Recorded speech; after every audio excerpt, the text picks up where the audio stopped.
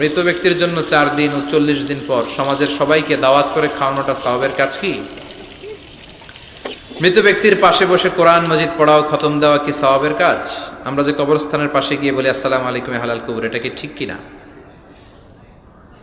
মৃত ব্যক্তির জন্য 4 দিন ও 40 দিন পর আপনারা যেটা করেন এটা বলে 40 কি বলে?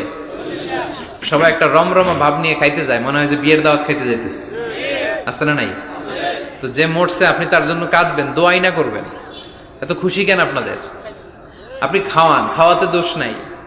আপনি মাইয়েতের রুহের মাগফিরাতের জন্য খাওয়ালে মৃত ব্যক্তির গুনাহ আল্লাহ মাফ করবে, সেটা ঠিক আছে, কিন্তু খাওয়াবেন মিসকিনদেরকে, ইয়াতিমদেরকে, তারা বেশি হকদার। এখন দেখা যায় 40 মিসকিনদের জায়গা কম, এলাকার পয়সাওয়ালা লোকেরা এসে লাইনে বসে থাকে। আমি দেখেছি যেটা, কিন্তু দরকার ছিল আমার আব্বা মারা গেছে, এই এতিমখানায় আমি একটা গরু দিয়ে দিলাম, ওরা সারা বছর খেতে পায় না, ওরা খাবে, খেয়ে আমার আব্বার জন্য দোয়া করবে, ঠিক কিনা? আর সবচেয়ে বেশি দোয়াটা কবুল হবে আপনার আব্বার জন্য। আপনি যাকে দোয়া করানোর জন্য আনলেন, উনি কি আপনার আব্বার জন্য কাঁদবে?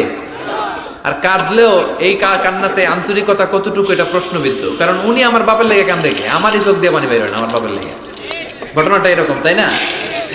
আপনার বাবার জন্য আপনি কাঁদবেন, ভাড়া করে কাউরে এনে কান্না করানোর দরকার নাই। রব্বির হামহুমা কামা রব্বায়ানি সাগীরা, আপনি দোয়া করবেন। ইসলামকে আমাদের মানতে হবে ঠিক তেমন বিশ্বনবী শিখিয়ে গিয়ে